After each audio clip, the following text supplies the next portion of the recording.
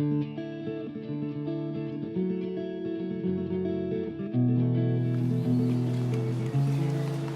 ni yn yr Amgueddfa Lechi yn Llanberis. Beth am ni fynd i weld beth sy'n digwydd?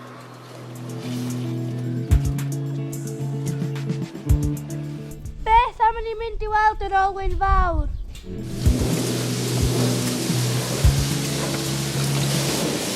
Dyma'r olwyn dŵr. Mae'r olwyn dŵr yn gwneud i pob dim yn yr Amgueddfa Lechi gweithio.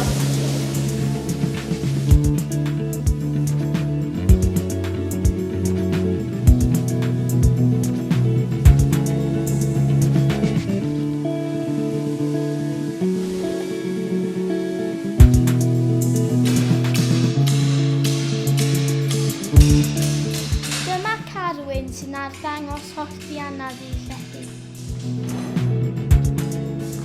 Beth yw'r gwaith mwyaf peryglus hollti tanafu? Anafu ydy'r un mwyaf peryglus ar ran gweithio efo y gyllell nafu. Wel, pan bod chdi'n gweithio yma tro dydd, am ddylia gyllell dy lawr, ac o'ch chi'n gafel ar y llechan, ac oedd gyllell dy lawr ar dyfodi. Ond mi oedd y ddwy swydd yr hollti anafu yn reit peryglus eniwe, oherwydd llwch llechi o'r dynion yn anadlu hwnna fewn i'r ysgyfaint, ac oedd nhw'n marw nhw'n ifanc anadlu oherwydd y llwch llechi. Faint o llechi oedd yn cael ei cynhyrchu gan un chwarelwr am ddiwrnod?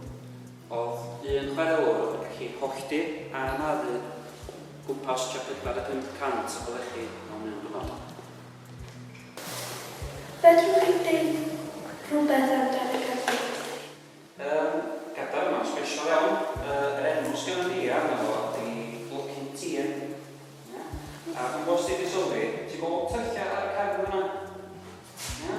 O be oedd chwarelwr yn neud, oedd cario y gadar efo fo, oedd ei offer ar y set, achos oedd yr holl anafu yn cael ei wneud yn hynny ar gwahanol lefydd yn y chwarel, so oedd yn gallu cario y set a offer nhw drwy cario o'r tyllia yna'n cefn. Ond ti wedi sylwi am ben bob un coes yna 20 yn ymwneud. Wel, da ni'n gallu gwthio hynna allan o'r set ar ein coesau hirach nhw, fel bod ni'n gallu gweithio ar gwahanol uchdwr am bod meinteg hefyd gallu digwydd. Oes rhywbeth arall mae chwarelwr yn gallu gwneud heblaw yn hollti ac anafu? Mae yna gymaint o wahanol bethau mae chwarelwr yn gallu gwneud allan o lechi. Mae matha o greffta. Mae gen i un siampl o'n ddamau i gweithio.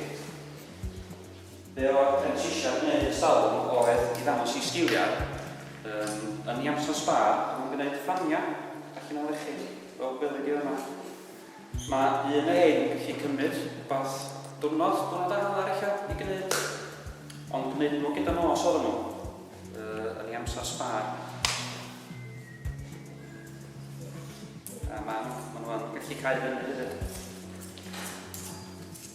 Chi? Ac ei ail agor allan. Mae llechi sydd yn cael ei hollti anafu yn mynd ar adeiladau. Dyma te o 1861.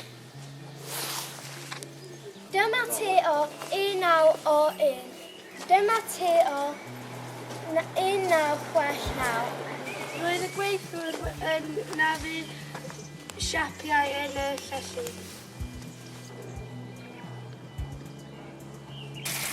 Roedd rhaid cadw llechi'n lyf i wneud nhw'n hawsach i hollti.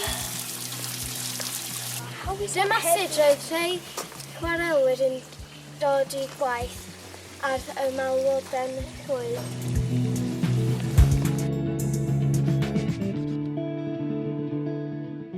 Gobeithio oeddech chi wedi mwynhau trip rownd yr Amgueddfa Lechi.